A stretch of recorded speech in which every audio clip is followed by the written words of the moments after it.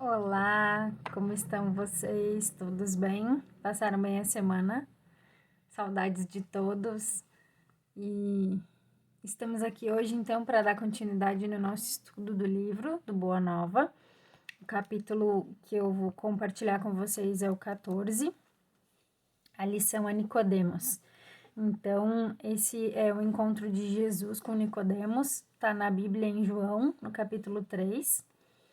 E aqui no Boa Nova, Humberto de Campos nos traz então em detalhes, né, esse encontro, essa conversa que o Cristo teve com esse mestre judeu, Nicodemos, e onde Cristo explica então a necessidade da reencarnação. Então, vou compartilhar com vocês aqui as minhas reflexões. Fiz algumas marcações, né? Então, aqui o mestre nunca perdeu ensejo de esclarecer as situações mais difíceis, com a luz da verdade que a sua palavra divina trazia ao pensamento do mundo. Aqui, então, a gente tem, né, a explicação da necessidade de sempre estarmos com a verdade. Apesar de que grande número de doutores não conseguiu ocultar o seu descontentamento, porque, não obstante suas atividades derrotistas, continuavam as ações generosas de Jesus, beneficiando os aflitos e os sofredores. Jesus, ele viveu a plena caridade, né? Mais do que ele ensinar, ele nos exemplificou o que é a caridade. Ele deixou muito claro que é através dela que nós vamos conseguir chegar ao reino dos céus. E tendo na terra, então, um homem, o maior poder que o ser humano já pôde ter, já demonstrou, Jesus usou única e exclusivamente esse poder para fazer o bem, para aliviar os necessitados, né?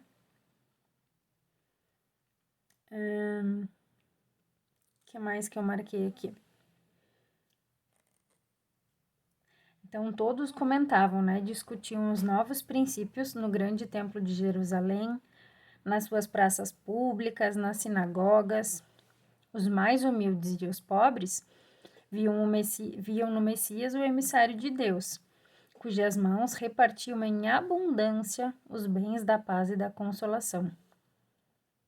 Já as pessoas importantes, né, os nobres, temiam-no. Jesus não se deixava seduzir pelas grandes promessas que lhe faziam com referência ao seu futuro material. Jamais temperava a sua palavra de verdade com as conveniências do comodismo da época. Então, né, ele se manteve sempre firme no propósito da verdade, dos ensinamentos que ele veio trazer para a gente, e ele combatia o mal com força, né, através da sua verdade, da sua palavra. Ele não fez nada diferente do que da sua palavra e o seu exemplo, né? Então, em Jerusalém, eram populares que se entregavam à apologia franca da doutrina de Jesus, servos que o sentiam com todo o calor do coração reconhecido, sacerdotes que o combatiam abertamente, convencionalistas que não o toleravam, indivíduos abastados que se insurgiam contra os seus ensinos. Então, a verdade, ela sempre encontra alguém que vai bater de frente com ela e vai tentar combater, né? Alguém nesse ponto que faz isso é alguém que quer tirar algum proveito, ganhar alguma vantagem em relação a isso. Por isso, então, muito importante o ensinamento que a gente tem da fé raciocinada, que Kardec nos ensinou, né? Que nós não devemos seguir só as convenções, né? Nós devemos nos guiar pelos valores, pelos atributos de Deus. Então, já nessa época, se podia aprender essa lição também, que não se devia seguir o modismo, né? Bom, aí nesse momento, em Jerusalém, então, alguns espíritos acompanhavam o mestre, né, tomados de vivo interesse pelos seus elevados princípios, e entre eles estava então Nicodemos, que era um fariseu notável, pelo coração bem formado e pelos dotes de inteligência. E então, certa noite, ele procurou Jesus em particular O mestre estava acompanhado então de André e Tiago. E Nicodemos então revelou suas ânsias de conhecimento, né? Então ele foi conversar com o mestre e disse: Mestre, bem sabemos que vindes de Deus, pois somente com a luz da assistência divina poderíeis realizar o que tendes efetuado, mostrando o sinal do céu em vossas mãos. Tenho empregado a minha existência em interpretar a lei, mas desejava receber a vossa palavra sobre os recursos de que deverei lançar mão para conhecer o reino de Deus. O mestre sorriu bondosamente e esclareceu: Primeiro de tudo, Nicodemos, não basta que tenhas vivido a interpretar a lei. Antes de raciocinar sobre as suas disposições, deverias ter-lhe sentido os textos.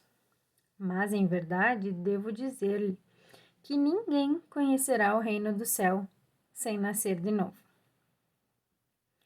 Então, Jesus não deixou uma margem para interpretação aqui, né? Ele foi claro, direto e objetivo, né?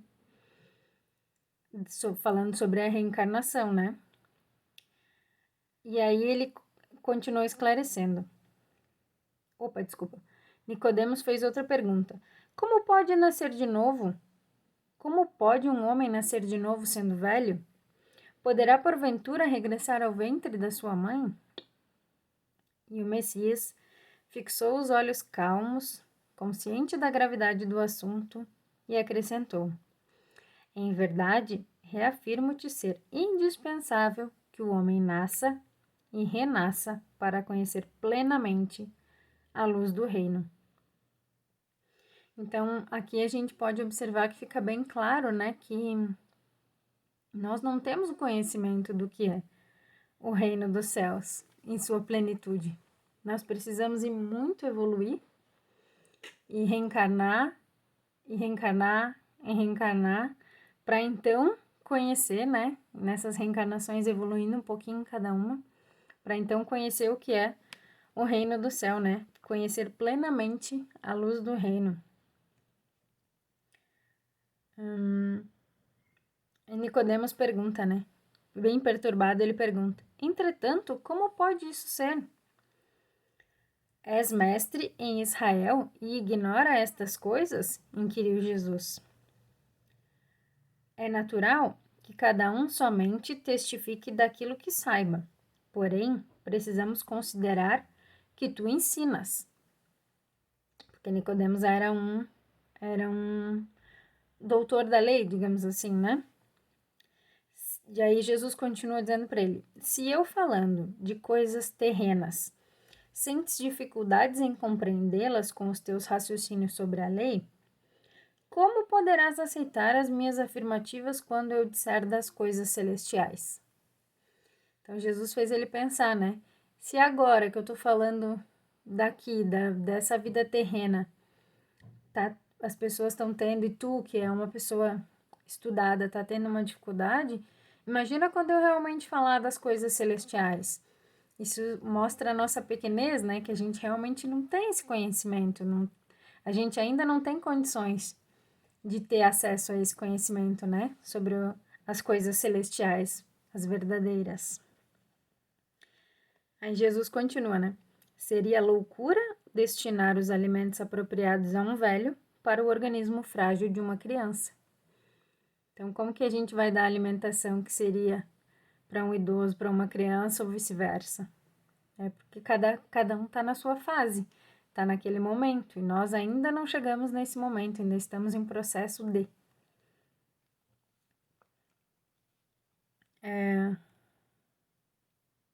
André e Tiago, então, quiseram saber mais acerca daquela nova lição que Jesus tinha ensinado e passado a Nicodemos. Então, eles continuaram aquela discussão, né, aquele assunto. Eis que Jesus fala, né? Por que tamanha admiração em face destas verdades? Jesus disse: As árvores não renascem depois de podadas? Com respeito aos homens, o processo é diferente, mas O espírito de renovação é sempre o mesmo. O corpo é uma veste. O homem é seu dono. Toda a roupagem material acaba rota. Porém, o homem que é filho de Deus encontra sempre em seu amor os elementos necessários à mudança do vestiário. A morte do corpo é essa mudança indispensável, porque a alma caminhará sempre através de outras experiências, até que consiga a imprescindível provisão de luz para a estrada definitiva do reino de Deus, com toda a perfeição conquistada ao longo dos rudes caminhos. Observem como é importante aqui que ele diz, né? Toda a roupagem material acaba rota, porém o homem que é filho de Deus encontra sempre em seu amor os elementos necessários à mudança do vestiário. É uma palavrinha tão pequenininha, né? Seria tão simples se a gente conseguisse colocar em prática sempre, né? Trocar essa roupinha só através do amor, né?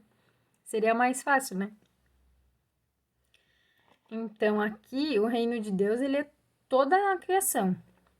Todos nós vivemos nele. Mas nós só poderemos conhecer o reino de Deus por completo quando formos perfeitos, quando aplicarmos o amor, quando colocarmos em prática. E André pergunta para Jesus então: Mestre, já que o corpo é como a roupa material das almas, por que não somos todos iguais no mundo? E o mestre responde, né? Acaso não tenho ensinado que tem de chorar todo aquele que se transforma em instrumento de escândalo? Cada alma conduz consigo mesma o inferno ou o céu que edificou no âmago da sua consciência.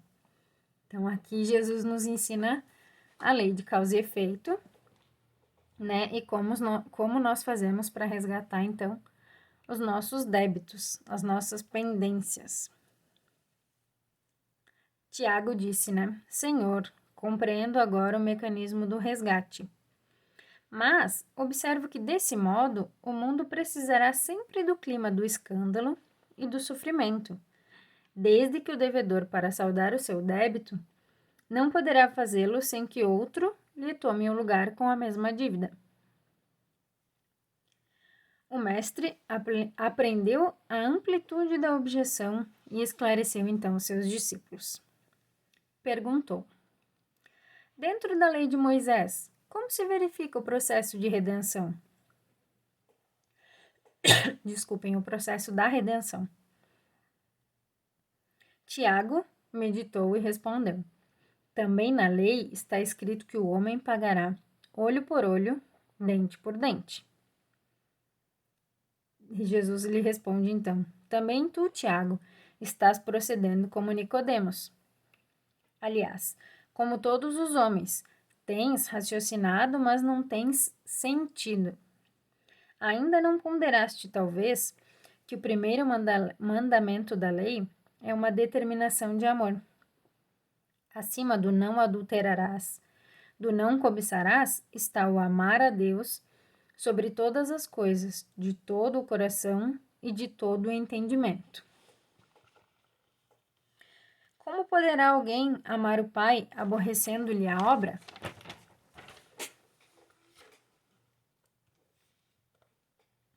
Todas as criaturas hão feito o mesmo, investigando as revelações do céu com o egoísmo que lhes é próprio.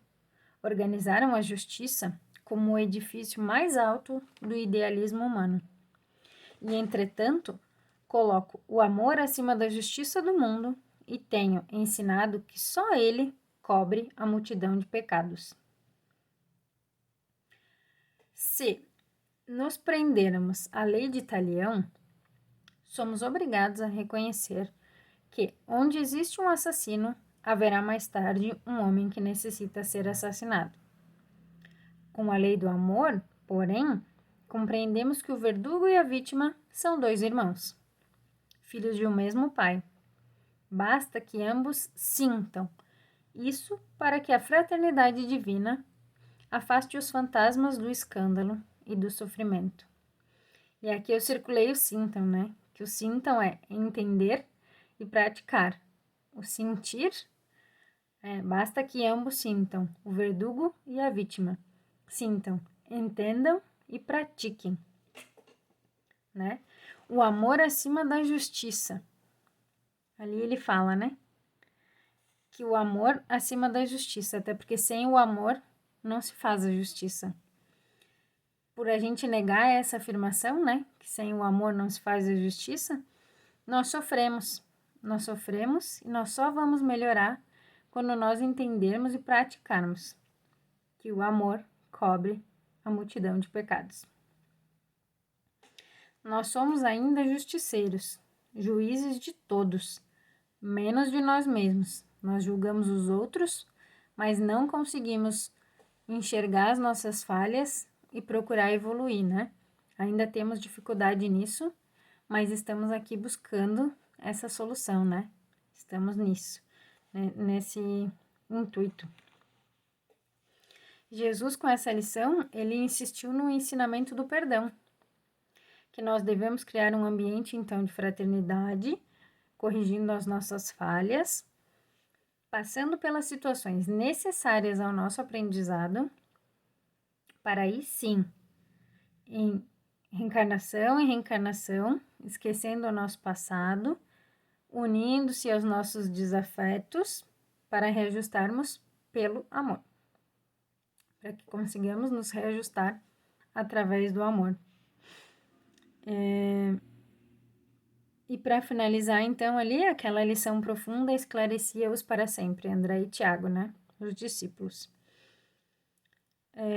Tiago, então, comentou com Jesus que ele devia fazer aquela pregação no dia seguinte, que ele devia dividir com os outros aquele ensinamento. E eis que Jesus responde: se um doutor da lei saiu daqui sem que eu lhe pudesse explicar toda a verdade, como queres que proceda de modo contrário para com a compreensão simplista do espírito popular?